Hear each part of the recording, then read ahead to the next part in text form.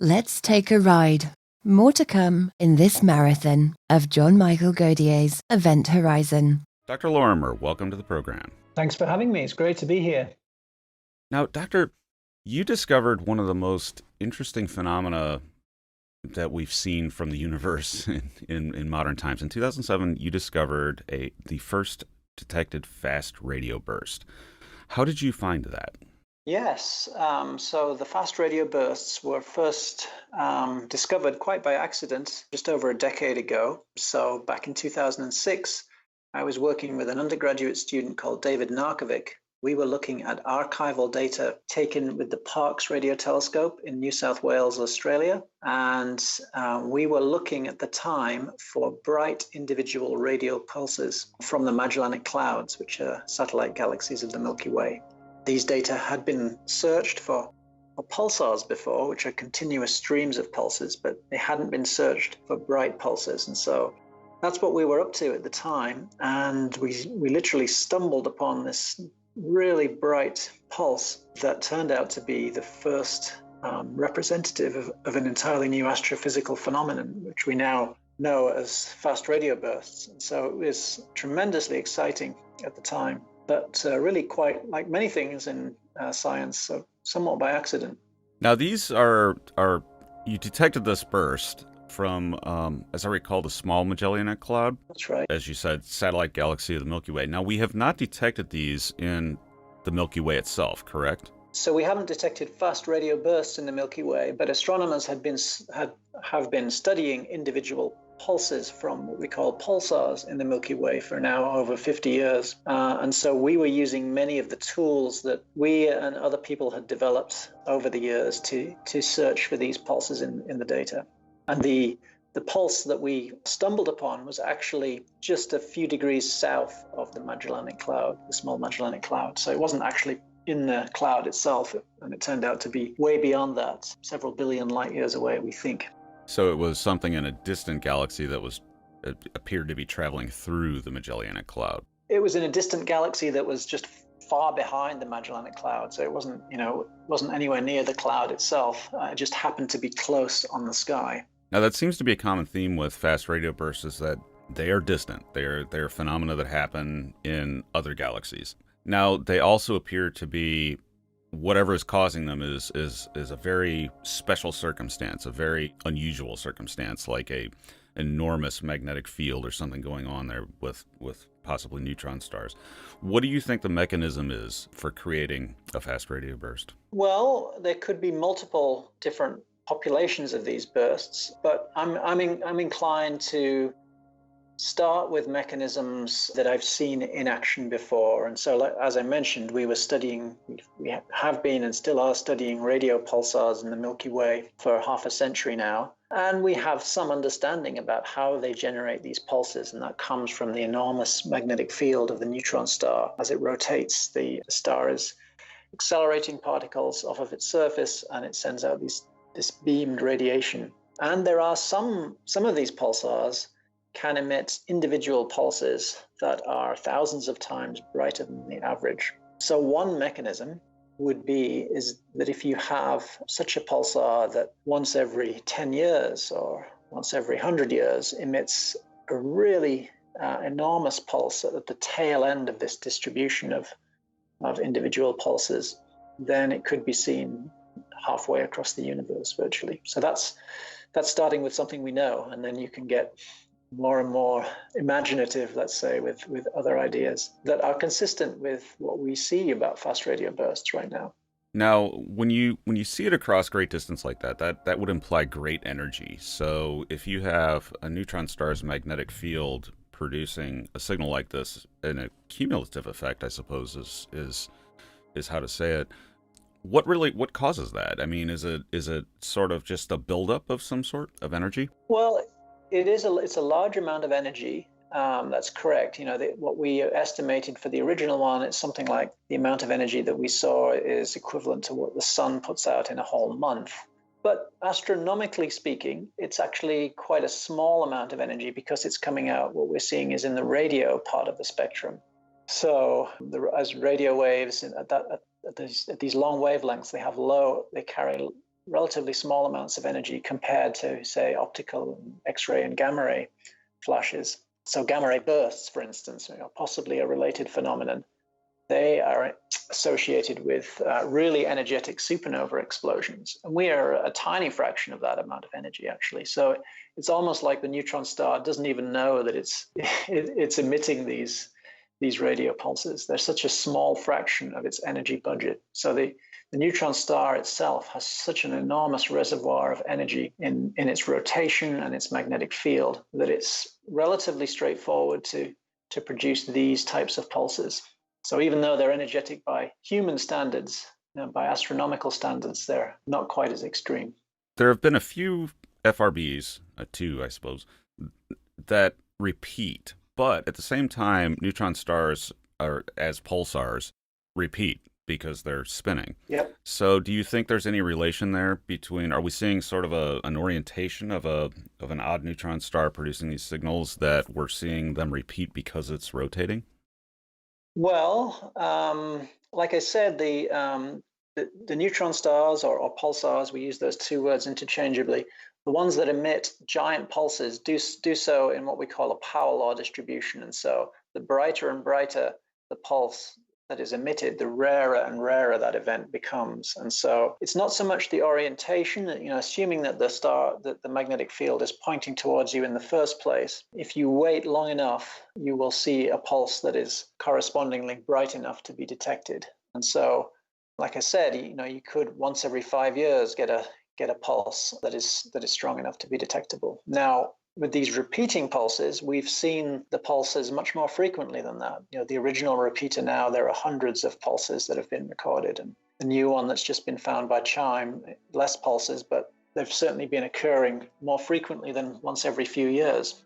So that begs the question, well, is it more likely perhaps, rather than thinking about giant pulses, to be a phenomenon that's associated with different types of neutron stars, like what we call magnetars, ultra-high magnetized neutron stars, which we see in the Milky Way? And could they be responsible for these repeating pulses?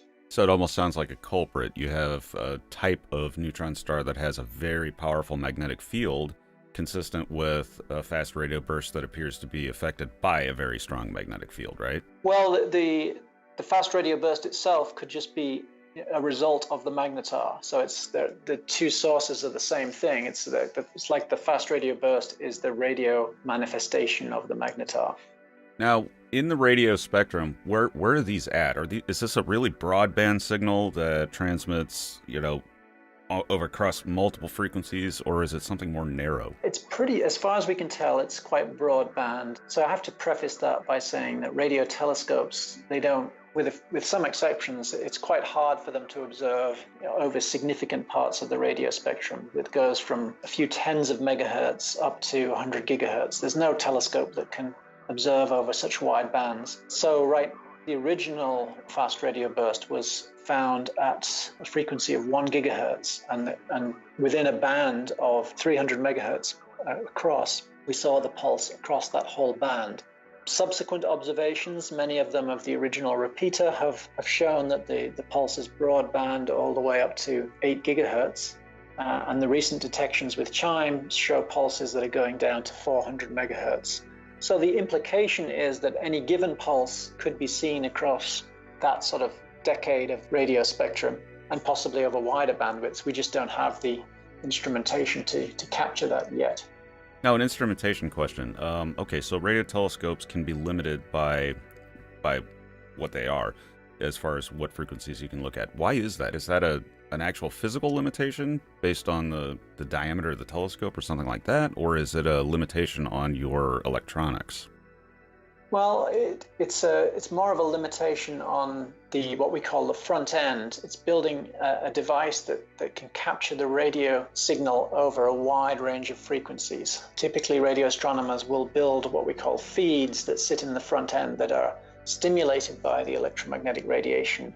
And they are designed to be most effective over a certain frequency range. And so engineers working with astronomers now are getting better and better at designing what we call broadband feeds. And so we can go, the current state of the art is to be able to go from about 400 megahertz to 4 or 5 gigahertz. So there are feeds like that are going on online now, but most of the ones that are available to astronomers are narrower band than that. So yeah, it's a technological limitation that we have, rather than the telescope itself. The telescope itself has a field of view limits that we could talk about too, but that's different to what you're getting at, I think. So field of view meaning where it's pointed. And how much sky it can see at any given time. So, for instance, a typical radio telescope, a 20-meter dish, could see a spot on the sky that's about the size of the full moon, about a square degree, at any given time, and it can't see the rest of the sky. So it's a very small area that these telescopes are sensitive to. But CHIME, with its new technology, has opened up a much wider area of the sky. This is the telescope that you've been featuring in the show in Canada that's having great success at finding these FRBs in large numbers. What makes CHIME different from a I guess you would say, directional radio telescope? So it synthesizes multiple beams on the sky. So it's, as you probably know, it's a collection of cylindrical telescopes that has a field of view that looks like a fan on the sky. And within that fan shape, the electrical signals can be combined such that you can form smaller patches on the sky, these beams as we call them, that astronomers can then search for the pulses over a really wide area. So rather than having of order of a square degree, you get tens or hundreds of square degrees are in principle possible, and it's limited more by the amount of processing power that you have available. So a lot of these advances are now made possible through high-speed computing, and that's certainly the case for CHIME, and I think it has of order 1,000 beams on the sky. I should know that number, but I don't. Now, it also, though, it's dependent on the rotation of the Earth, so it's sort of, in a way, would a good comparison be the big ear that Ohio State used to have years ago, where you can sort of look directionally at the sky in the radio spectrum? That's right. You can, and as I understand it, CHIME can see a source. It's a transit telescope, so it doesn't physically move itself. It's basically looking straight up and in a fan around the zenith, and it can track sources using this computational, what we call a backend, a high-speed backend, to track sources across the field of view for about 10 or 15 minutes, I think it is, that a particular source can remain in CHIME's field of view. Some people have suggested that there could be thousands of fast radio bursts, detectable fast radio bursts per day. How can we look for them better? How can we better the equipment to search for these? All right, and that was immediately apparent, back when we found the first one. The fact that we had just seen one burst from a very small survey that had a limited field of view. The Parkes instrument could see approximately a square degree of sky at any given time. We knew straight away that because of those limitations, there had to be a much larger population of hundreds or even thousands per day. So unlocking that population is really through technological developments that allow the field of view of the telescope to be increased. And so it's instruments like CHIME that are really doing that. So we are currently exploring ideas now where we're coming up with different designs for telescopes that just have larger fields of view. And so in the past, what's happened is people have taken existing radio telescopes and tried to use those to search for FRBs. But now we're in the era of saying, okay, we have this population. What can we do to change the design of our instrument such that it can see a large area on the sky at any given time? And ideally, we'd like to see the whole sky above our horizon. We're not quite there yet. I see. So effectively, you caught them in the binoculars, and now you need to build the telescope. Yeah. To study them deeper. Yeah, that's right. Now, to characterize these fast radio bursts, my sense is they're a single spike of energy, and you don't usually see a change in strength, but over just a very short period of time. So they're very consistent, but they also sweep down rapidly in frequency, but that's probably the interstellar medium doing that, or intergalactic medium, I suppose, at this point.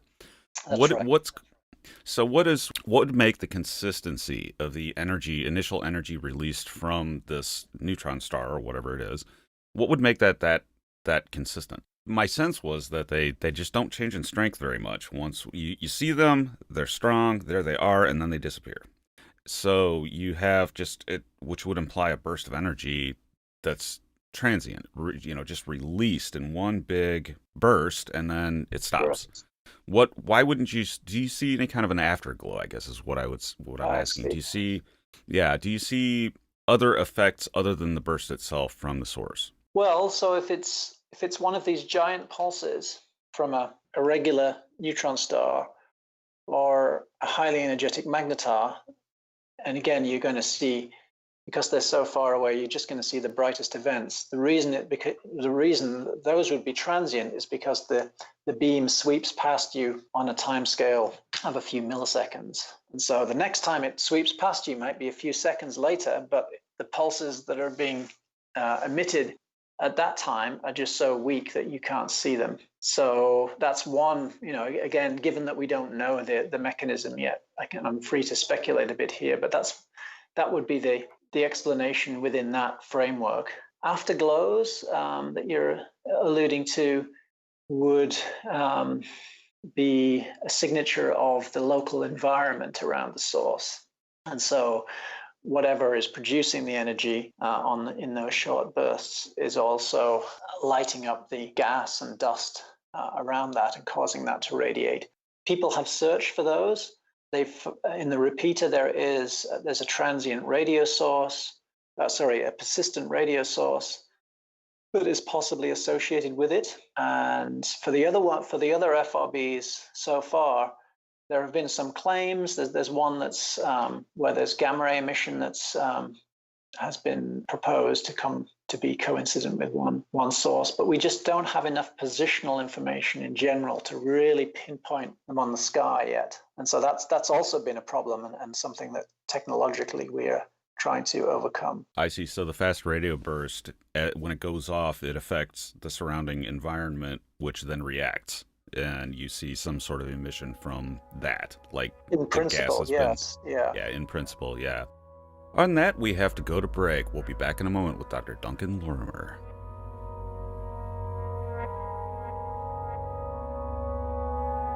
If you'd like to support Event Horizon, you'll be pleased to know we've recently launched a Patreon. Link in the description below. Or alternatively, you can use your cellular telephone to scan the assemblage of squares on screen now. Be sure to like, subscribe, and share the video. And now, back to John. And we're back with Dr. Duncan Lorimer, the discoverer of fast radio bursts. Doctor, now, we talk about these things in the sense that they're extragalactic, and we haven't detected one in the Milky Way. Is it possible that we haven't detected them in the Milky Way because they would be too bright, that we just don't quite know what to look for? Or is it just such a rare phenomena that it's not surprising that we haven't seen one yet from this galaxy, given the multitude of galaxies that we have in the universe? I think some combination of those two is probably likely. So yes, the ones in the Milky Way would be rather rare given the volume of space that we're researching. But also, if you have a really bright radio pulse, that could be rejected by some of the algorithms in the radio telescope acquisition system as local interference. It could be so bright that it just gets zapped out routinely. There are some studies in the literature suggesting ways around that, and there's one interesting paper that suggests a network of cell phones around the world to synthesize a radio listening post for nearby FRBs, and so that literally they would be so bright that they could be seen by a cell phone. That's amazing. Yeah, so that's something to try. How could a cell phone do that? How does it? I mean, is it sensitive to that for those frequencies, or is it the electronics? How would you do that? Well, you'd have to it would be a little bit in the same way as they do searches for extraterrestrial intelligence by doing distributed computing. The SETI at home concept would be a little bit like that, where you would download an app for your phone that would use the processing power on these smartphones to synthesize a spectrometer that could actually capture the pulses with enough frequency resolution to to register to see the dispersion that you'd expect across the Milky Way. So it would be, but it would basically just use all the receiving technology that's already on the phone. It would be more a little software design that you would plug into the phone to register it as part of a larger network. I see. So that the phone wouldn't actually be taking the data, just processing it. It would be processing it and then relaying if any events were found, it would be relaying those to a larger network that would be trying to triangulate based on multiple detections from different users and things like that. Now that makes sense, because SETI at home has been, obviously it's not been successful, but it has been successful in processing data using many, presumably millions of computers around the Earth that are running the program. So this could be used to search citizen science type things, search for fast radio bursts, in which case it's probably going to be very successful if there are thousands of these per day, especially if there's one in the Milky Way itself. In principle, but you've got to then factor in the Milky Way rate, which is much, much lower than thousands per day. And so the study in the literature that talks about this sort of goes into some estimates of these, and you might get of order one or two of these events per few years or something like that. So they're not going to be like popping out of the sky with the cell phones, because they're so much harder to detect with the smaller antennas. Could you apply that, though, to fast radio bursts in general? I mean, could you do a citizen science project that looks for extragalactic ones? It would be, you'd have to do something transformational with the receiving technology. You'd have to, the only way I could think of doing something like that would be to get networks of amateur radio astronomers that have a larger access to larger collecting areas. So using satellite dishes rather than cell phones themselves, because they really are limited in collecting area. So satellite dishes, like the old school, satellite television, you could actually, that could actually be used for radio astronomy. Right. I always wondered that, because they do, especially the really old ones from the 80s and 90s, where you were picking up satellite feeds. These seem to be adaptable as radio telescopes, or I would think they would be if you have the right receivers. But how many of them are left? Could you use like a dish TV or something like that small of a receiver or a dish? I think you'd want to make use of, because basically the way telescopes work, they're just light buckets, and so the bigger the bucket, the more sensitive they are. And so the ones that you referred to from the 80s and 90s they're about 3 meters in diameter. And I know this because I just got one from my next door neighbor who was giving his away, and we've just stuck it on the roof of the physics building here, or we're just about to do that. And you can outfit it with a modern receiver that allows you to detect giant pulses from pulsars in the Milky Way. It's still challenging to detect those sources, but if you had a really bright fast radio burst, you could see it with this type of a dish. So if you have a network of them, you could imagine connecting those together. That's an amazingly fun idea. So you took a 1980s satellite dish, stuck it on the top of the university as a hand-me-down, and you're now doing radio astronomy with it. We're just about to, yeah. How cool is that? Yeah, it's super fun, and fortunate to have a really good graduate student who's working on that, and he's really into this type of thing. And so we've been getting the parts that we need, and we're just about to turn it on. So it's very exciting. Neat. Now, how do black holes factor into this? Could a black hole or the accretion disk around a black hole be the mechanism for creating fast radio bursts? Yeah, they could play a role in the story in multiple ways. The accretion disk idea that I think you're alluding to, we see in the center of our Milky Way. We know that there's one of these supermassive black holes with it's millions of times the mass of the sun. And we also know that there is a magnetar around it. And we can see bright individual pulses from that. And those pulses are affected by the highly magnetized region that is associated with the black hole, with the accretion disk of the black hole in the Milky Way.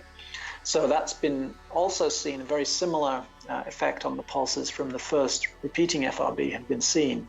And so that's quite interesting and suggestive evidence for a similar type of environment for that source. And so, that's indeed one idea. You could also have a much smaller black hole, such as these primordial black holes that are hypothesized to have formed in the early universe that are evaporating. And so they were initially the size of the Earth, the mass of the Earth, and they're evaporating due to Hawking radiation, such that they are releasing energy today in the present time of the universe. And that energy release is consistent with what we could see, what we're receiving as FRBs. And so there's quite a lot of discussion in the literature as to whether the one-time events in FRBs are due to evaporating black holes. So that's pretty interesting. That is interesting. So the black hole would be producing Hawking radiation. Would that be powerful enough to create that kind of a pulse? How would that happen? Yeah, so it's basically the amazing thing that Stephen Hawking worked out back in 1974 is that the black hole radiates just in the same way as the sun does. It's the same mechanism for radiation, such that it radiates, it gets hotter and hotter as it gets older, unlike something that would cool down with time. But as the black hole gets hotter and hotter, then as it loses more and more mass, it's the electromagnetic radiation that it's emitting is getting more and more energetic. So its final burst of energy is going all across the electromagnetic spectrum. Some of that can be redshifted down into the radio band. And so, yeah, the energetics are consistent with what we see. One interesting thing, I talked to somebody from the CHIME experiment recently, and one interesting thing about fast radio bursts is the possibility that we can use them as cosmological probes. What can we learn from FRBs above and beyond what their source is? How could we use them as cosmological probes? Yeah, I mean, we might never actually find out exactly what they are, which is interesting. You know, we've started the discussion today talking about sources of FRBs, and we may never truly know what they are, but that turns out that it doesn't actually matter for this cosmological probe idea. And one thing that we haven't talked about is the fact that the radio waves are swept in frequency. And so you see this dispersion effect where the highest frequency radio waves arrive at the top of the band earlier than the lower frequency ones at the bottom of the band. So there's a sweep of the pulse. And the delay that you see from top to bottom is proportional to the number of electrons along the line of sight between you and the fast radio burst. So you've got electrons from over vast distances across the universe, so including electrons in the Milky Way, in the intergalactic medium, which I think you mentioned, and also in the host of the galaxy around close by to the FRB. So that probe that you have is really quite unique. It measures the electron content along different lines of sight through the universe. And that is telling us, in principle, a lot about the mass distribution throughout the universe. We can also use it to probe, because the magnetic field that the pulse travels through impacts the radio signal as well. And so it tells us about the strength of the magnetic field along different lines of sight through the universe. And so these allow FRBs this really unique tool to probe what we call magneto-ionic component of the universe. That's going to require a lot of work, though. We're going to need to really pinpoint the positions of the bursts on the sky and measure their redshifts independent of the dispersion effect to be able to do that. And so it's not something that we can do right now, but in the next 5 to 10 years, we could be on the verge of, we're on the verge of getting towards that type of revolution where we'll really be able to probe the universe on these scales. So it would essentially give us some better understanding of what lies between galaxies, right? Right. The intergalactic medium, and we can see, okay, we can ask questions about the Big Bang with that. We can, get some idea of how much. Yeah, interesting stuff. And it's almost like it was put to me taking an X-ray of the universe, tomography of the universe. Mm-hmm. And, right, and we do that with the Milky Way, the electrons in the Milky Way through observations of pulsars, and so we map its tomography right now. So the techniques are quite well established. So we kind of know what we want to do, but it's technologically it's very challenging because of getting the redshifts to these FRBs is quite a task. Now the repeaters. What makes a repeating FRB different than just a standard one-off blast? So we don't know. what I think is becoming clear is observationally they are really fundamentally different. We're starting to rack up hours and hours of follow-up observations of all of the FRBs, and there's only 2 examples right now where they're clearly seen to repeat. And so many of the other ones that we've looked at for hundreds of hours at this point, you would have expected repeat bursts if they all had the same sort of tendency to repeat. And so I think the evidence is starting to become compelling that there really are multiple classes. And so, yeah, you have to think about, well, what could cause that? And so is it some sort of catastrophic phenomenon versus something that's persistent, like as we discussed earlier, a magnetar close to a supermassive black hole and producing periodically these bright pulses? Or, for the ones that we've only seen once yet, is it something like how I mentioned at the beginning of the interview? It's every 5 years you'll get a single bright pulse, and we just haven't observed long enough that patch in the sky. So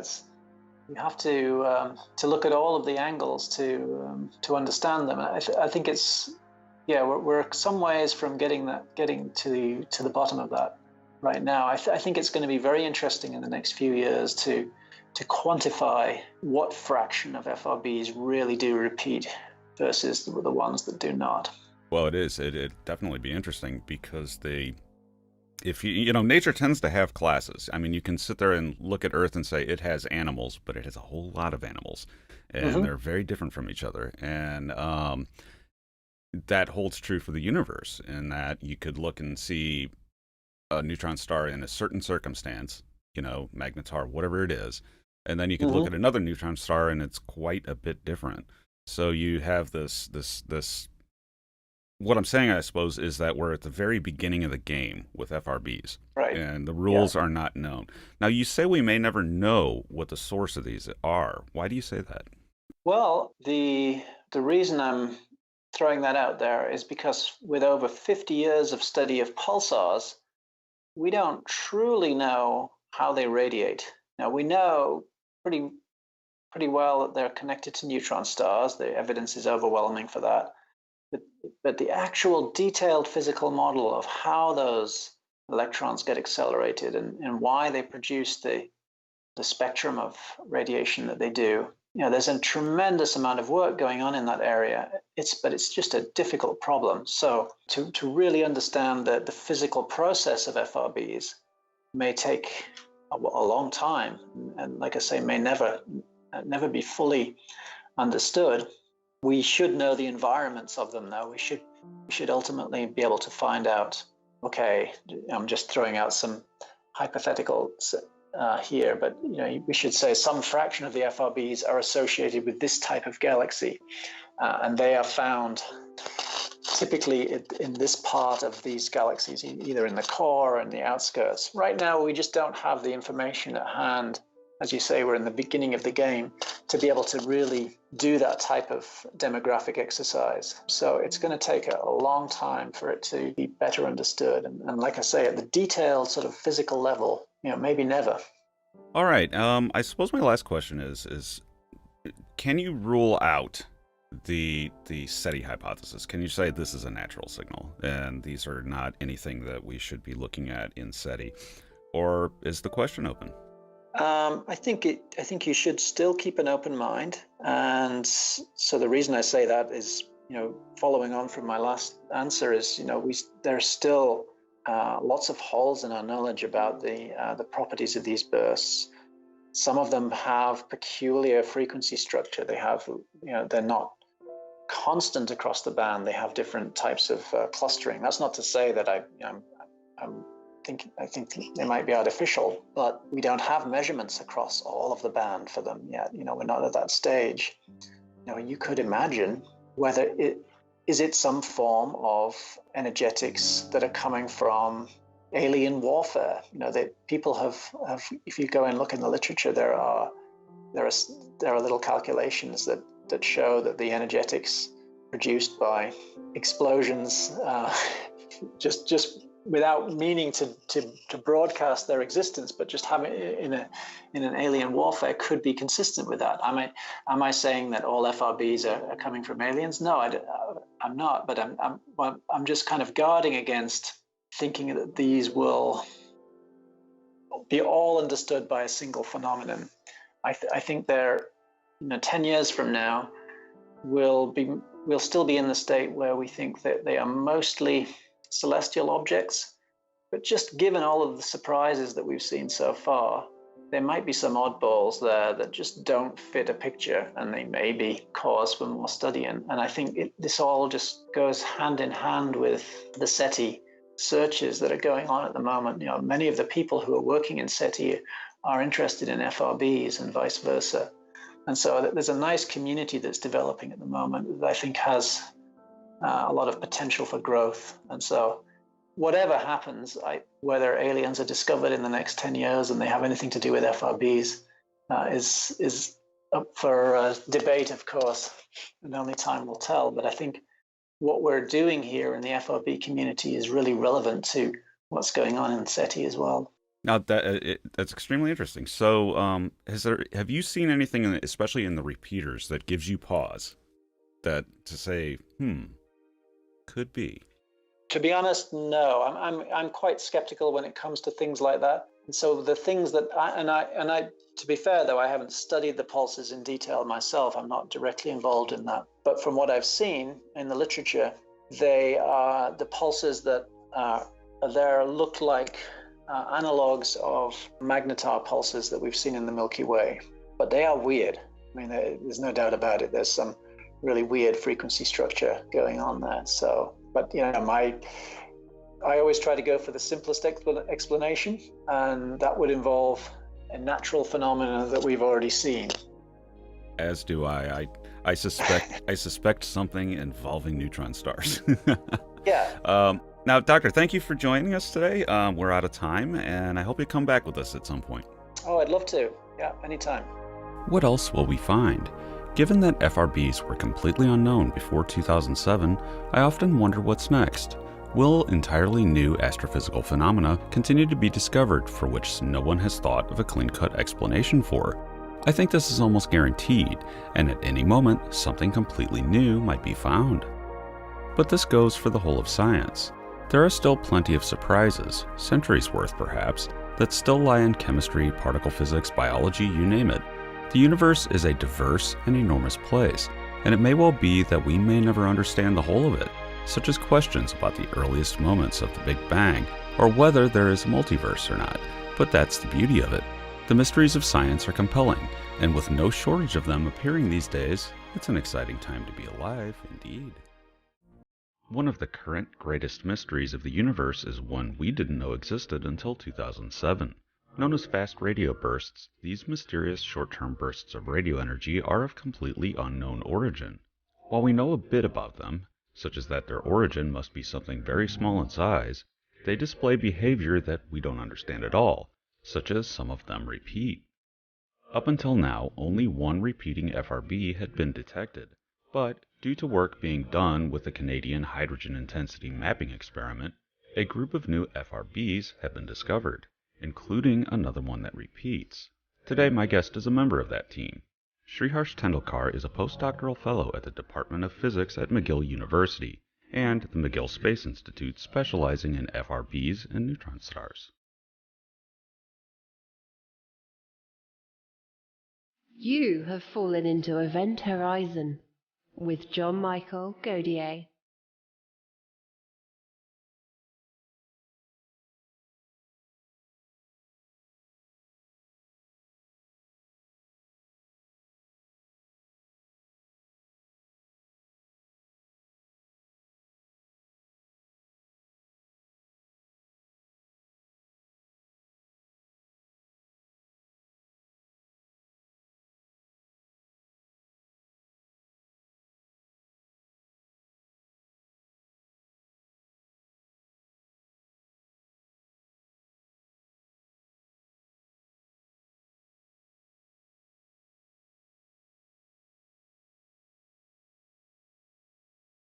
Srihar, welcome to the program. Thank you for having me. Now, it's in the news today that that your experiment, the CHIME experiment, the Canadian Hydrogen Intensity Mapping Experiment, detected more fast radio bursts. Could you tell us a little bit about your experiment? Sure. So CHIME is a new telescope which we have built in British Columbia. It consists of these four half cylinders. They look like snowboarding half pipes, which are 20 meters wide and 100 meters long. And CHIME doesn't look at different parts of the sky like most telescopes you can imagine. So it doesn't point to specific locations in the sky, it just looks straight up. And as the sky rotates, it maps the entire sky in a day. So it looks at a huge swath of the sky at any given point of time. And that gives it an enormous amount of power to detect and characterize fast radio bursts. Now, this is it also looks at a lower frequency than what FRBs have been detected at before, but they're extremely broadband, or at least that's my understanding. So what is the low frequency aspect of this? What are you looking at those frequencies, particularly in regards to fast radio bursts? Right. So there are two different aspects. One is that to understand the emission mechanisms of fast radio bursts better, we would like to detect them at different frequencies. So, for example, a microwave oven does not emit ultraviolet light. A light bulb does not emit X-ray light. So each emission mechanism has a range of frequencies over which it can emit. So by trying to study fast radio bursts at different frequencies, we can constrain which emission mechanisms are actually working in these sources. And so CHIME sits in a frequency range, which had not been probed before. And the other part is that as you go to lower frequencies, there are many propagation effects which come into play and become stronger. So for example, when light travels through the intergalactic medium, it undergoes different kinds of processes. There is absorption, there is scattering, and all these processes make it harder to detect fast radio bursts, and they become more intense at lower frequencies. So conversely, if you detect fast radio bursts at low frequencies, you can study these processes in much greater detail, and you're able to separate out what characteristics of FRBs are internal and what characteristics come out from the propagation. So this is very important because few years down the line, we are hoping that we'll get a huge population of fast radio bursts, and we want to be able to use these as probes of the universe, probes of the electron density and the magnetic field distributions in the universe. Now, interestingly, this tells us both about absorption in the intergalactic medium, but also it helps characterize what the origin of the fast radio bursts are. What does it tell us? What does it tell us about the origin of them? Right. So at this point, it's still the field is still in its very early stages. So there are too many different theories, and we cannot put concrete constraints on them. There are a couple which don't expect emission at very low frequencies, and those we can rule out because we have seen emission from fast radio bursts at these low frequencies now. So there are some which we can rule out, but most of the FRBs, there is still a lot more work to be done before we can rule in or rule out particular theories. Now, fast radio bursts are a relatively new phenomenon, only discovered, as I recall, in 2007 with the original Lorimer burst, I think it was called. Absolutely. Now, these certainly are extragalactic in nature, right? We have not observed any kind of fast radio burst from the Milky Way itself, right? No, we have not observed anything like that from the Milky Way or even the nearby galaxies. So this is not to say that there aren't any fast radio bursts from nearby galaxies. There are a couple of different caveats. One is that if for a given galaxy, the rate of fast radio bursts would be very rare.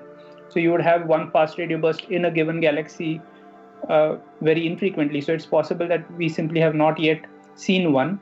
So maybe the source of fast radio bursts exists somewhere in our galaxy or nearby, but we haven't seen it yet. And secondly, these things, these fast radio bursts, if you bring them from their current distances, which are billions of light years away, into our own galaxy, they would be extremely bright, to the point that our telescopes might just throw away those signals as noise. Oh, so we could actually be seeing them, but we can't recognize them. It's possible. So they might simply be out of the scope of what we are looking for. You try to look for faint signals, and you're just saturated completely by the bright ones. That happens. So when you look out, you're looking at these very distant galaxies, and you're seeing fast radio bursts. And I've heard some estimates that these could be happening all the time, and there could be 1,000 per day or something. We just don't know we just don't see them. Yeah. The other part is that radio telescopes look at a fairly small fraction of the sky at any given point of time. So CHIME has the largest field of view of the telescopes which are searching for fast radio bursts, and it looks at around 200 to 250 square degrees in the sky. The whole sky is 42,000 square degrees approximately. So even CHIME is looking at only a fraction, but compared to other telescopes which look at a fraction of a square degree, CHIME is looking at a much larger area. Right. So CHIME follows the rotation of the Earth, right? So it looks at a sort of a line across the sky. It looks at a band across the sky. Now, you had mentioned that we could maybe use these as probes of the universe. In what way? Could you expand on that? Sure. So as the radio wave propagates through the intergalactic medium, you're basically interacting with every electron and every magnetic field there is. So you get scattering, you get dispersion, you get a bunch of different effects.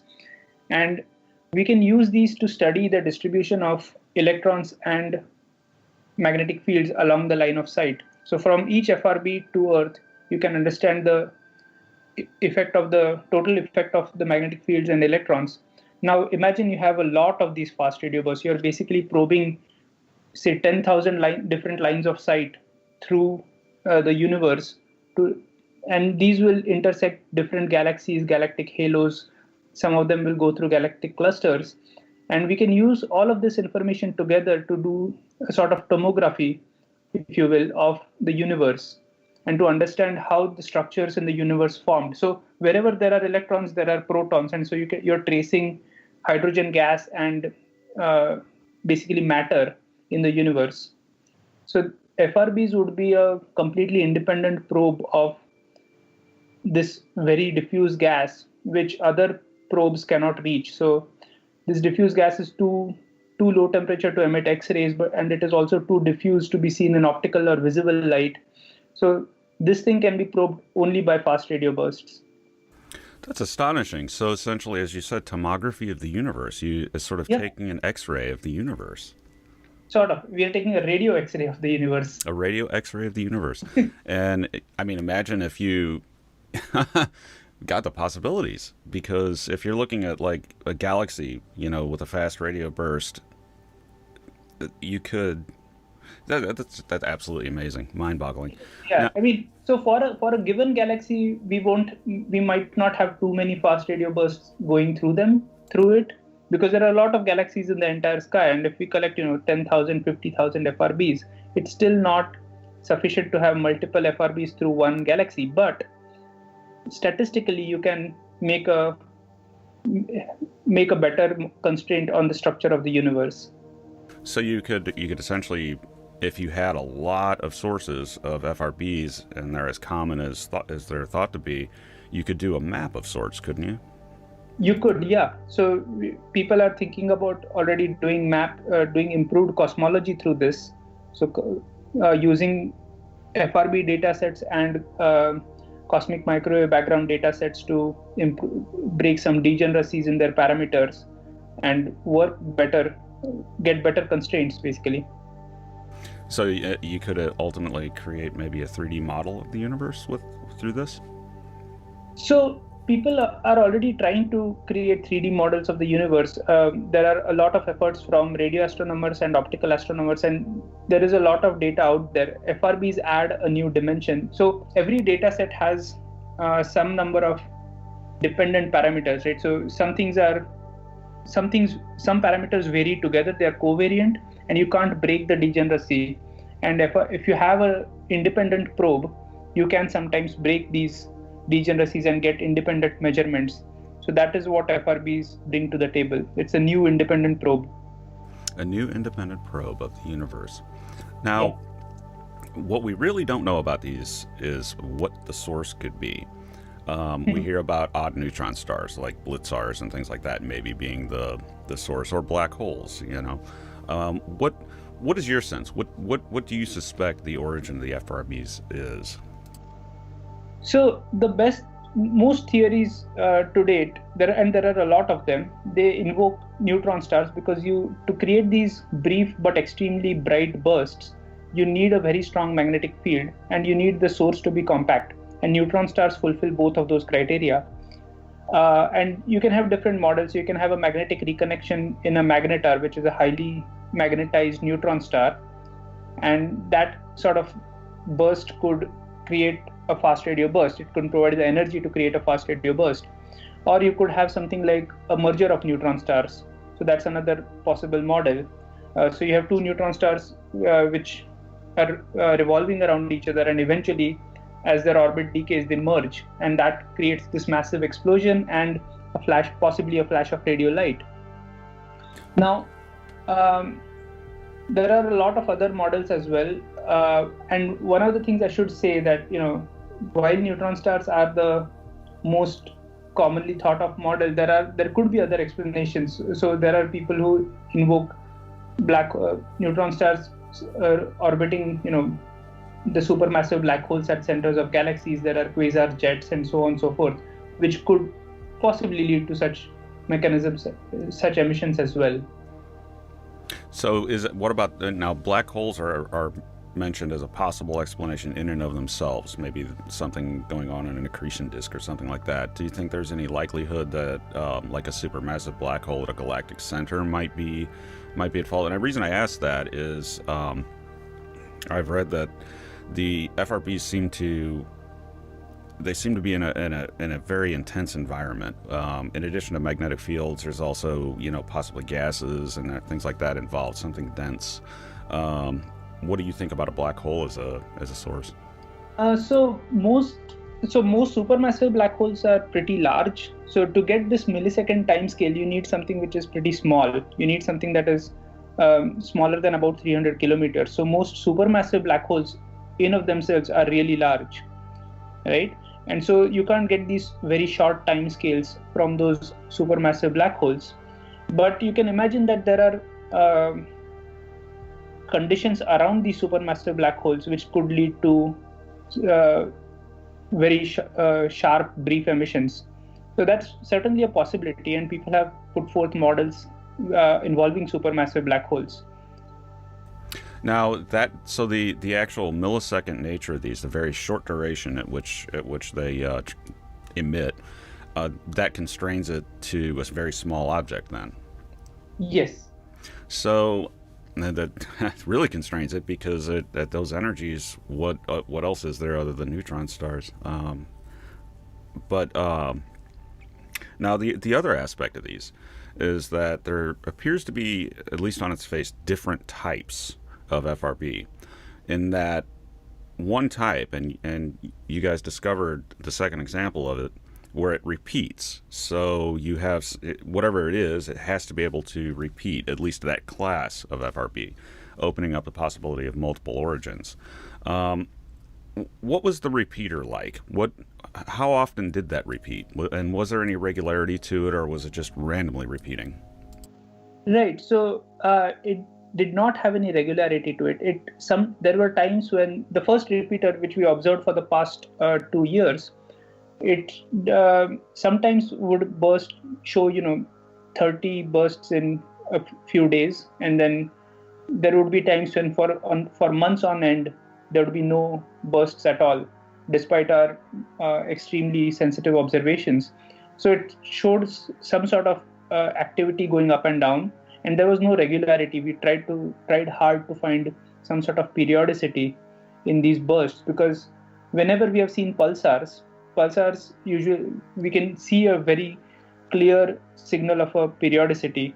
So they are, because intrinsically they are formed because of their rotation. So it's like a lighthouse where the beam goes towards us and then it rotates again and then the beam shows up again. And we see periodicity in pulsars from even 5 bursts. We can detect 5 bursts and say, okay, look, this is the period. For this repeating FRB, the first one, we tried to do this with hundreds of bursts, but we have not found any periodicity. And the second repeater which we have found, we are hoping to follow it up further as time goes on, and hopefully we'll understand more about its properties as well. Now, one of the reasons I asked is we have this odd supernova. I think it's being referred to as the cow supernova, where it's sort of sputtering, and maybe that a supernova might be a possible explanation for FRBs or the repeaters anyway. Can you think of any mechanism in a supernova that might create that effect? Not really. In the sense, it again boils down to the time scale question, because supernovae are large, so the star itself is huge, firstly, and then when a supernova explodes, the size of this ejecta is incredibly large, and the timescales at which supernovae vary are really long compared to the timescales of fast radio bursts. So supernovae vary on days and weeks timescales. Fast radio bursts are millisecond timescales. But I should point out that it is thought that some sorts of supernovae, one specific type called superluminous supernovae, can be powered by these things called millisecond magnetars, which are formed after the collapse of extremely massive stars. And there is one model which suggests that these repeaters could be coming from these millisecond magnetars about 30 to 100 years after the supernova occurred. I see. So essentially now I've heard that the source for FRBs can't be a cataclysmic event like a supernova. And is that again due to the very short millisecond duration of the signals? It can be a cataclysmic event for a single fast radio burst. So I will come back to the point about the populations, but let me talk about this first. So it can be a cataclysmic event for a single fast radio burst. For example, a merger of a neutron star is a cataclysmic event. It will never repeat because the neutron stars get destroyed in the process. So those things can form single fast radio bursts. The reason why a supernova is unlikely to form a fast radio burst is that it's too big. We need something that is compact. But a supernova can form a neutron star, which could eventually lead to a fast radio burst. Now, my last question for you is, seeing this group of new FRBs, does that tell us anything about the previously detected FRBs, and particularly the already known repeating burst? Right. So when we first detected the repeater, we had seen this very weird structure in its burst. So instead of having a single peak in its radio intensity, you would get multiple peaks in time and frequency. So it would go like pah, pah, pah, going down to lower frequencies. When we first detected that, it wasn't clear whether this was a feature of repeaters as a class or whether it was something specific to that particular repeater. And when we detected the second repeater, we saw exactly the same features, and we were extremely surprised and flabbergasted because now this seems to be some feature of the repetition itself. But again, so the point about repeater populations, it doesn't have to be that repeaters are a completely different source class from single fast radio bursts. They could be, but you can also imagine a case where young neutron stars emit a lot of bursts in a very short time. They're very active, and at that point of time we would see them as repeaters, but as they grow older they emit fast radio bursts very infrequently, maybe say once every 10 years or once every 50 years, and in that case we would see them as single bursts. So you could imagine that they are a population, but they're connected through age or the strength of magnetic field or something of that sort. So they could simply be an effect of age. As they get older, they get quieter, perhaps. Yeah, it could be an effect of magnetic field strength. So they could be the same class of objects, but with different parameters. I see. All right, Srihar, thank you for appearing with us, and I hope you'll come back at some point and talk more about FRBs.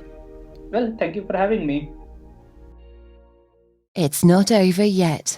Join me as we continue to travel through the cosmos on a gentle wave into another episode of Event Horizon with your host, John Michael Godier.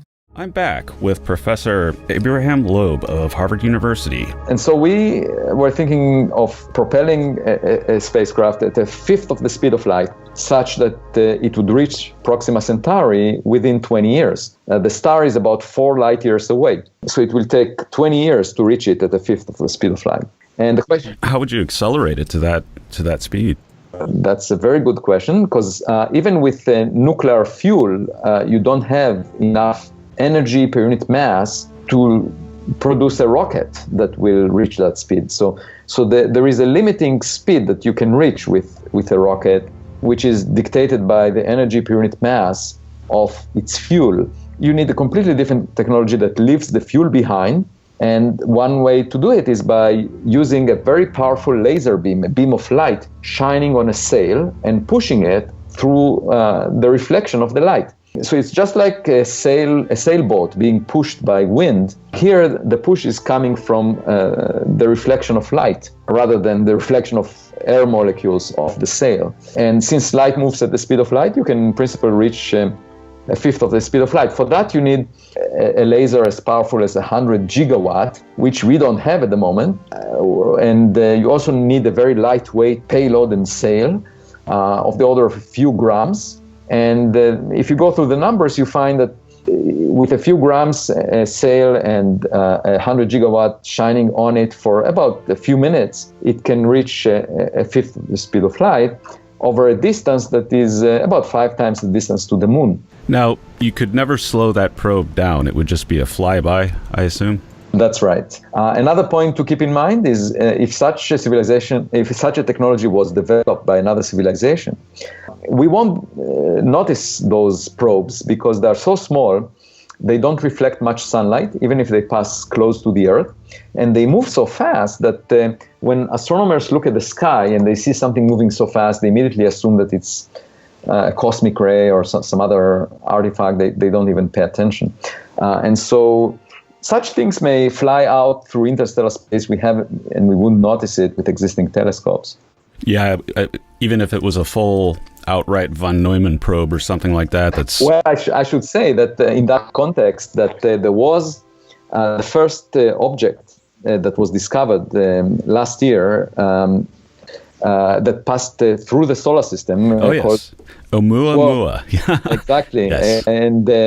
And surprisingly, this object appeared very elongated, needle-like, with its width being just a tenth of its length, which resembles the kind of design we had in mind for the cruise phase of Starshot, when we want to minimize the cross-section of the spacecraft such that it will not be damaged by impact of dust grains or interstellar atoms on its surface. And so as soon as I heard about this object, I contacted Yuri Milner and said, this is very peculiar. This object is very elongated, and we should probably think about checking whether it transmits any signals. And we had a discussion about that and decided to look at it with Breakthrough Listen, the same radio telescopes that are looking at other stars. And the observations were able to put a limit of less than a tenth of the transmission of a cell phone. So in other words, there is no radio transmission at the frequencies we looked at a level that is less than a tenth of a single cell phone. The radio telescopes are so good these days that at the distance of Jupiter, they can put a limit on a tenth of a cell phone. Yeah, as I recall, there was a story a few years ago where a microwave oven inside of a lunchroom was actually coming across as a weird signal that might have been SETI related, but it ended up just being the minor leakage from a microwave? Well, so in fact, that was related to another phenomena that is called fast radio bursts, which are very bright bursts of flashes of radio waves coming from random directions in the sky. And the current estimate is that there are thousands of them, or even more than that, fainter ones that we haven't detected yet, up to 1 per second. Coming from the entire universe. Thousands of them per day, and maybe 1 per second of much fainter ones. But we don't really know conclusively where they come from. There is one that seems to repeat, and that allowed people to find it, locate it more precisely. And that one seems to originate in a dwarf galaxy, a small galaxy at a cosmological distance. But we don't know where most of them come from. And in the spirit of being open-minded, I wrote a paper with my postdoc Manasvi Lingam on the possibility that we might be seeing a flash of light that is associated with light sail propulsion, with the kind of signal you expect when a beam of light is crossing your line of sight. And if there is another civilization using laser propulsion or radio wave propulsion, then it focuses it to a very narrow beam, pushing on the sail, but there is some leakage of the light around the sail. And when that light crosses our view, it appears as a flash of light. The reason it moves across the sky is because the source is moving, we are moving, and so we see it only for an instant of time. And so we found out that potentially, if there is a civilization that is harnessing all the radiation from its host star in the habitable zone of a sun-like star, it could potentially produce, and it's using all of this energy that is intercepting the surface of the planet. It's using it for propulsion by beaming, producing a radio beam that is pushing on a sail.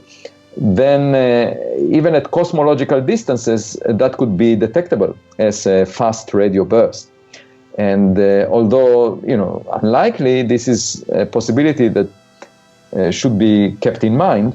The most popular explanation that people have, that astronomers, mainstream astronomers have, is that these flashes of radio waves originate from newly born neutron stars.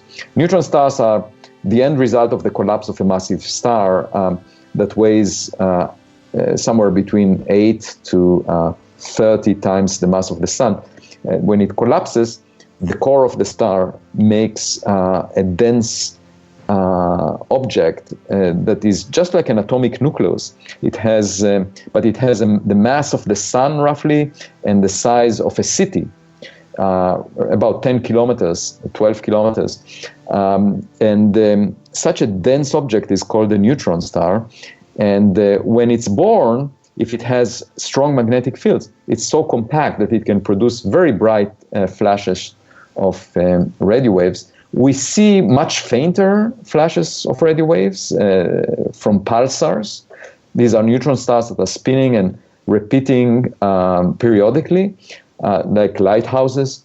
But these are usually fainter by 1 billion times fainter than the fast radio bursts. So, in fact, if the fast radio bursts originate at cosmological distances, if one of them happened to take place in our galaxy, we would be able to detect it with a cell phone. It would be so bright, 1 billion times brighter than a single pulsar. Now, if you back to fast radio bursts for a moment. Now, are there differences between fast radio bursts? Are they different from each other? Are there different classes? Is there a way to tell whether one might be of artificial origin? Well, the thing is, we have hundreds of repetitions of that one repeater that I mentioned. We haven't seen another repeater as of yet. That could be a class of its own. Most of the others do not repeat, and people are searching for repeaters, so they have some limits. Each fast radio burst is different from another, but the differences may also be related to the medium that the burst passes through, because it gets delayed by the gas, the ionized gas, the free electrons along the path to the source. Nevertheless, it could be that they come from a mix of sources, and that a small fraction of them are artificially produced. We should just keep collecting data, and with future radio telescopes, we will be able to get a much higher fidelity data. I'm just waiting for the one fast radio burst that will take place in our own galaxy, because that would be 1 billion times brighter than those that come from cosmological distances, and we could learn a lot about its origin. If it were too close, would it be dangerous? No, these are radio waves. So, as I said, it's something that is detectable with a cell phone, and that means that such intensity is going through our bodies at all times.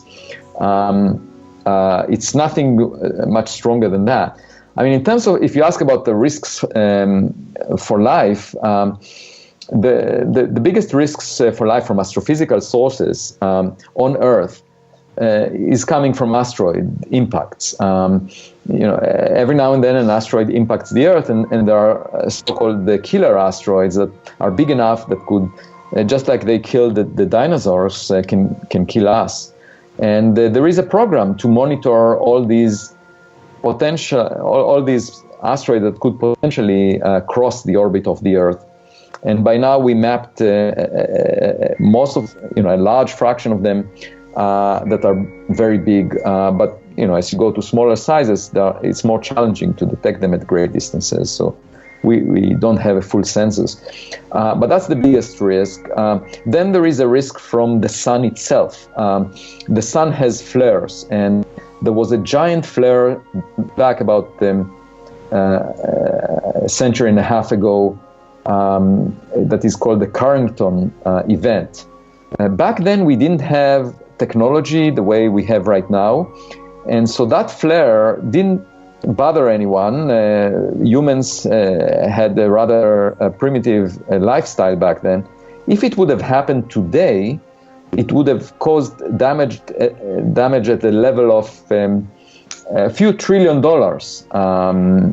and simply because of the infrastructure that we have right now. If we do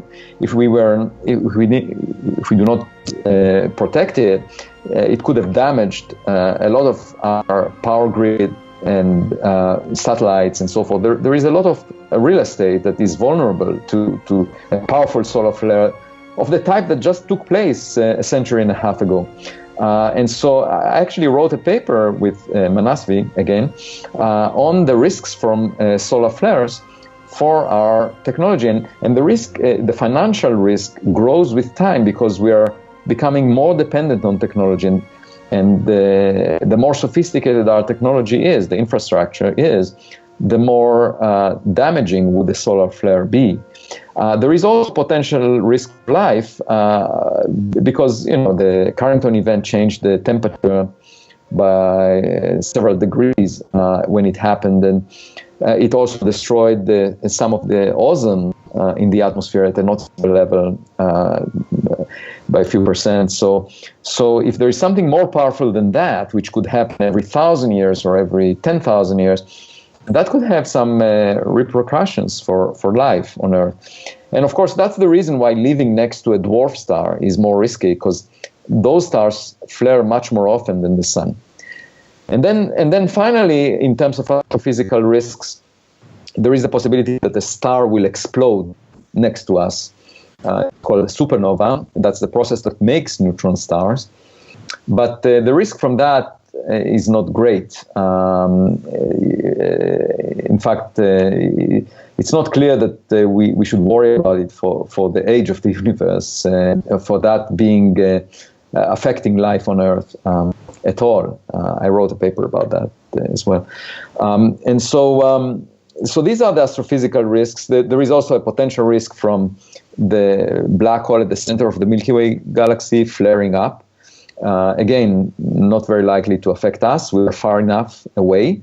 If the Earth was much closer to the galactic center by a factor of 10 or more, then such a flare could have affected it. So in fact, the inner regions of galaxies are vulnerable. They can be sterilized by the black hole at the center flaring up and producing a lot of ultraviolet radiation that sterilizes the planets close to it. In today's episode, John is joined by Shrihar Tendulkar. Shrihar did his undergraduate studies at the Indian Institute of Technology, Bombay. Afterwards, he joined the Caltech Astro Department for his graduate studies. During his time at Caltech, he did an adaptive optics survey of magnetar kinematics using the Keck adaptive optics system. In 2015, he joined the newly formed McGill Space Institute with a fellowship to work on the construction of CHIME to detect fast radio bursts and study magnetars. Shrihar Tendulkar, welcome back to the program. Thank you, John. I'm glad to be back. Now, there has been quite a discovery from CHIME since we last talked. A fast radio burst within the Milky Way. Tell us about that. It's not a fast radio burst in our Milky Way. It could be a fast radio burst. The thing is, it's not as bright as the other fast radio bursts that we have seen. So the intrinsic luminosity of the source is sort of halfway between the brightest pulsars that we have seen in our galaxy and the faintest fast radio bursts we have seen from other galaxies. So it's very bright and very exciting, but it's not quite there yet. So it doesn't really fit completely the model of the fast radio burst that we see coming from outside the galaxy. Is it simply because it's weaker, or is it at different frequencies than what's normally observed? What sets it apart? It's simply not as bright intrinsically, so it's weaker. It's not so just to give you a scale, there is a huge gap in the intrinsic brightnesses of pulsars and of FRBs. FRBs are almost 1 trillion times brighter than anything we have ever seen from our own galaxy, right? This recent burst is 1 million times brighter than the bursts which we have seen from our own galaxy, but it's still almost 1,000 times below 1 trillion. I see, so somewhere more or less in the middle. Yeah, it's somewhere in the middle. It's not still not as bright as the faintest FRBs we have seen. But the exciting part is this is a really new kind of burst which we have seen from magnetars. And it could be very easily some of these FRBs. So you have to take it order of magnitude more further, but it could be an FRB. This new detection is traced to a known magnetar, correct? That's right. So you know that it came from this magnetic neutron star. What mechanism, or has anybody thought of any mechanism that could be happening at the magnetar that produces this burst of radio? Yeah, so there have been a fair number of people thinking about what sort of emissions magnetars can create. Previously, magnetars were known only for their extremely bright X-ray and gamma ray emissions. So they would emit these bursts of gamma rays. Some of them would be incredibly strong. They would, ionize the Earth's atmosphere from 10 kiloparsec away. So one of the models which people are strongly thinking about is sort of like a recombination in the magnetosphere of the magnetar, and that emits a radio pulse. So this is kind of similar to what happens in solar bursts. So the sun sometimes emits radio and X-ray bursts, which are much weaker than what is happening here in these magnetars. But we have similar mechanisms. So the magnetic field reconfigures, there is a reconnection, and a burst of electrons is shot out, which produces other electromagnetic radiations. Now, this magnetar, is there a lot of variation in magnetars with the strengths, say, of their magnetic fields? That could magnetars be the mechanism that creates the FRBs, the really bright ones that we see, energetic ones that we see from other galaxies? Does that fit? Is there any sort of type of magnetar that might make a classical FRB? Yeah, this is a great question. So there are about 30 magnetars known in our own galaxy and Magellanic Clouds. It's a very small fraction of the total number of pulsars known. There are about 2,000 pulsars which we know of, and only 30 of them could be classified as magnetars. And there is a fairly narrow range of properties where we see magnetar-like behavior, so this bursty kind of behavior. So it is, if you look at all these properties, SGR 1935 is sort of a middle of the road kind of magnetar. It is neither too energetic nor too weak. So it is still unclear whether other magnetars can also emit bursts like these, or bursts which could be stronger. So it remains to be seen. It's now everybody's trying to see if there is anything special about SGR 1935 that would make it emit these really bright radio bursts, or whether other magnetars could do that as well. The other question is there are also repeating FRBs, which suggests that this isn't something that's cataclysmic, like a black hole collapsing or something like that. Rather, it's something that occurs periodically, which seems to fit this neutron star or magnetar model, right? Yes, that is correct. So this sort of magnetar, if there is enough energy in it, it could explain this repeating FRB kind of model. Now, what on the repeating FRBs, what sets them apart? Do they have the same sort of very powerful emissions of a normal single FRB, or is there something that's different about them? Yeah, so there is a lot of, there are a lot of questions which people are asking about whether repeating FRBs are different intrinsically somehow than non-repeating FRBs. And it's still an open question. There are some hints. We looked at the widths of these repeating FRBs versus non-repeating FRBs, and there is some evidence that the bursts which come from repeating FRBs seem to be wider in time than the bursts which come from non-repeating FRBs. But these are all small number statistics. So this is something that needs to be verified. There is also this effect which we now call the sad trombone effect, where we see multiple components in the burst and they all sort of trend downwards in frequency. It's like a falling notes of a sad trombone, as somebody called it. So it goes meh, meh, meh, in frequency. And these kinds of bursts we have seen almost exclusively from repeaters. We have not seen this kind of a feature in most of the non-repeating FRBs. So that, again, could be a difference intrinsically. With the magnetars, now this is a highly magnetic environment, right? So it basically can hold radio waves until they just release, sort of like a sonic boom. Am I understanding that right? So yeah, they don't really hold radio waves per se. So the way to explain it is, how when you get let's say you have two horseshoe magnets, right? And you bring them close together, but you have it aligned, you have them together such that the north pole of one magnet is close to the north pole of the other magnet. And they're going to want to flip and then stick together. So you imagine bringing them closer together on a table. And then at some point when they're close to each other, the force becomes large enough that they flip and then they go together with a clack. Right, so this is sort of what happens in the magnetic reconnection. So the magnetic field twists and then eventually it just reconfigures itself. And when it reconfigures, it can release a lot of energy. And that energy is what is coming out as the radio and X-ray burst. The challenge is, of course, that you need to have a large amount of energy in a very small region, because you want to have a burst that is bright, but also very narrow in time. So to provide that energy, your magnetic field has to be extremely strong, which is why you need something like a magnetar to do this. Now, one thing about neutron stars in general is the idea of starquakes. Could that be playing into this? Yeah, so the starquakes themselves could either cause or be the result of magnetic field reconnection. So the crust of the neutron stars is very strongly aligned with the magnetic field lines. So when the magnetic field lines move, they may put pressure on the crust as well. And when the crust moves, it can move the magnetic field lines. So which one starts the process, I don't really know, but people are working on that.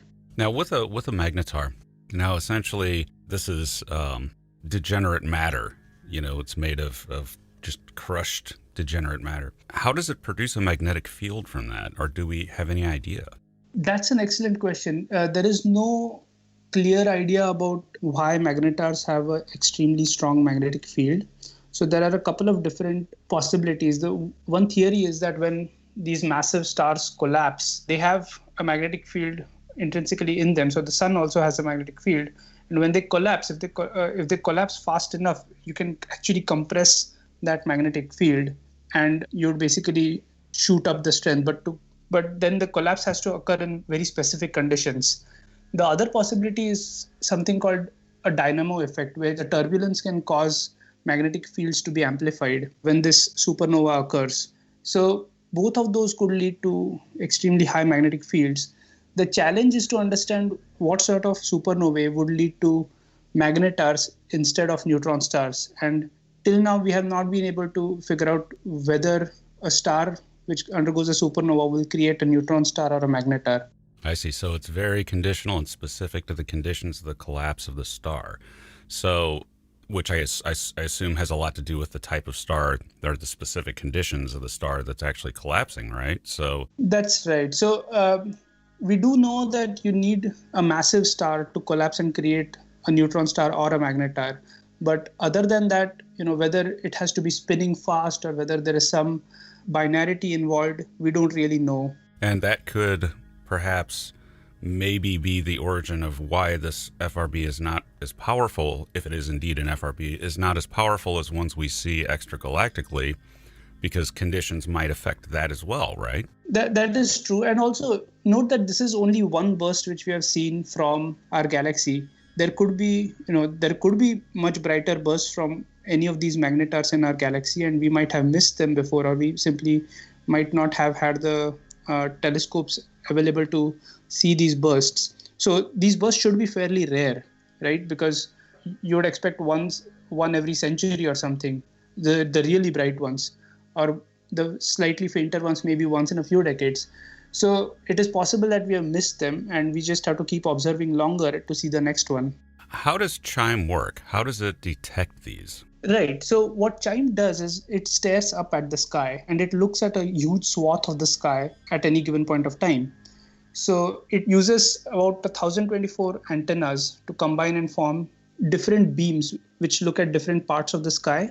So imagine a camera which has 1024 pixels, but it is, instead of being 100 pixels by 100 pixels by 10 pixels, it is 256 pixels in the north-south direction and 4 pixels in the east-west direction. So it forms this very narrow sort of beam in the sky. And as the sky rotates, it basically scans through the sky going through it. And now these bursts, they're transient. So they exist only for a millisecond in the sky. So it goes blip and it's gone. So we have to make a movie of the sky at all times. We get about 130 gigabytes of data every second, and we process it, searching for these millisecond blips. And so we have about 3 shipping containers worth of GPUs and CPUs on site, which process this data and then find the blip in it, and then store that data, which we can use for further processing.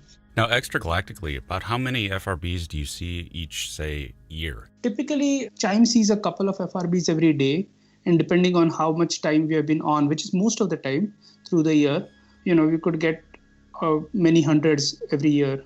But given the sheer amount of galaxies out there, that rare phenomena, but when you have that many galaxies, you see them regularly, right? Absolutely, yeah. Because there are a lot of galaxies in the universe, you do see a lot of FRBs. Now, this detection within the Milky Way with this magnetar had, it seemed to me, a very distinctive double peak in the graph. Is that similar to other FRBs? Do they all do that, or is it something that's unique to this? So we have seen double peaks, multiple peaks before.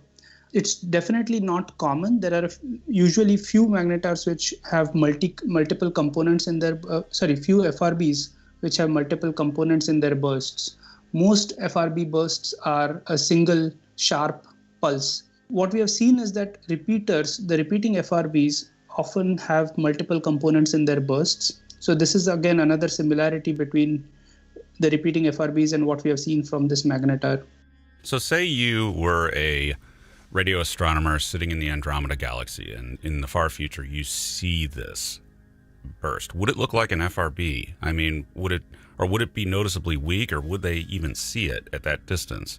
Or would they conclude, looking at the Milky Way, that was an FRB, or would they say, nope, that's something else? Yeah, if you are sitting in Andromeda, you would see this as a fairly bright FRB. Andromeda is fairly close by astronomical standards.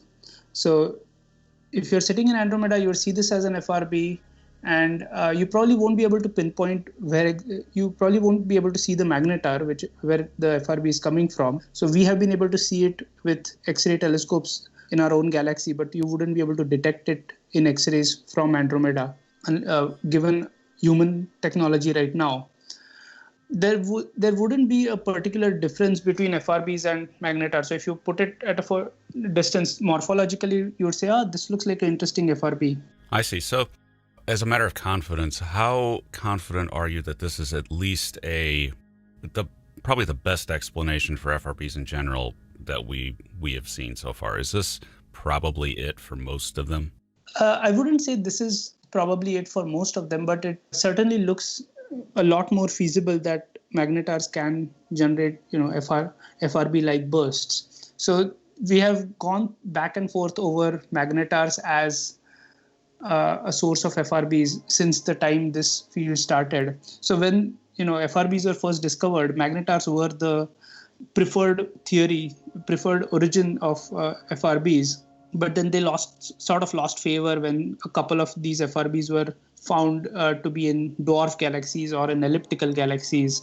And then we had some searches for really bright bursts coming from magnetars, and we showed that we hadn't detected these bright bursts. And so at that point of time, magnetars sort of fell out of favor, but now they're making a big comeback. So this result definitely increases the likelihood that magnetars could explain some of the FRBs. You were also at Caltech, right? I was. Studying magnetars. What did you do there? So I was studying the origins of magnetars, how they're born, and whether there is any significant difference between magnetars and other neutron stars. So we're looking at whether they receive any large kicks during their supernovae. It turns out there is no particular difference between the way magnetars are born and the way other neutron stars are born. So we still have to have a ways to go to understand how magnetars are formed. Now, say you were near the magnetar and you'd see it. Would that magnetic field be so powerful it would just dissolve you? Or, what is the environment like? Yeah, magnetars are an incredibly crazy environment. So a magnetar at the distance of the moon, for example, would basically wipe out all credit cards on the Earth. Nothing of all the standard things which we assume take for granted on Earth to work with magnetic fields would not work. Your hard disks and other things would have a really hard time working. If you go close to a magnetar, then the magnetic field is so strong that it will start affecting the orbits of electrons around atoms. So typically, if you have a hydrogen atom, you have a proton and an electron going around it, you would expect that the orbit is sort of spherical. But if you take this kind of an atom and put it in such a strong magnetic field, the electron finds it easier to move along the magnetic field lines instead of across the magnetic field lines. And this orbital becomes stretched like a needle, which could be about 200 times longer than it is wide. So it will just stretch out all these atoms in your body. And of course, there are other high energy particles and everything going around. So the radiation would also kill you, but these kinds of things would also occur. Lesson: don't go near a neutron star. Absolutely. So what's the future for CHIME? How long do you intend to keep looking and studying FRBs? We are continuously looking for FRBs and pulsars, all sorts of transient events in our own galaxy as well as outside our galaxy. And in fact, we are now building these outrigger telescopes, which are going to be sort of sidekicks for CHIME, but they're going to be really far away, which will allow us to localize and pinpoint where the FRBs are coming from. What frequencies does CHIME look at? I mean, where in the radio spectrum do these FRBs appear, or do they just broadband across all frequencies? Right. So CHIME looks at the radio band between 400 megahertz to 800 megahertz, which includes a few cell phone bands and a few digital TV bands as well. But FRBs now have been detected as low as 350 megahertz to as high as 8 gigahertz. So typically what we have seen now is that FRBs don't emit at all frequencies at once. So they sometimes appear in one band but not the other. So we have had detections at CHIME but not at telescopes looking at 1.4 gigahertz at the same time.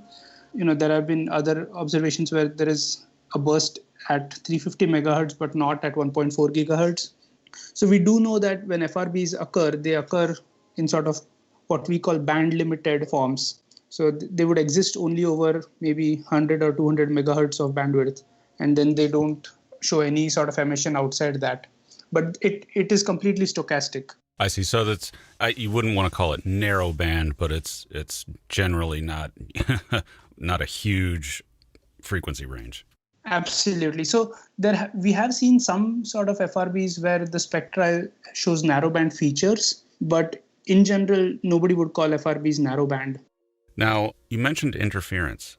Does CHIME have a problem with Earth interference at all? Oh, yes. So all telescopes on Earth, and even some of them in space, they have a problem of radio frequency interference. So TV stations, cell phones, aircraft, satellites, these are all communicating via radio wavelengths, and they produce a lot of signals which can easily mimic bright transients. So we have to cut through a lot of that noise to be able to detect FRBs. And that actually also increases the challenge of detecting bright bursts, because typically most FRBs you find are really faint. So you tend to throw away a lot of the bright noise. If you see anything really bright, we usually tend to throw it away as noise. That's a problem, because if you have a bright burst, then you might actually throw it away as noise.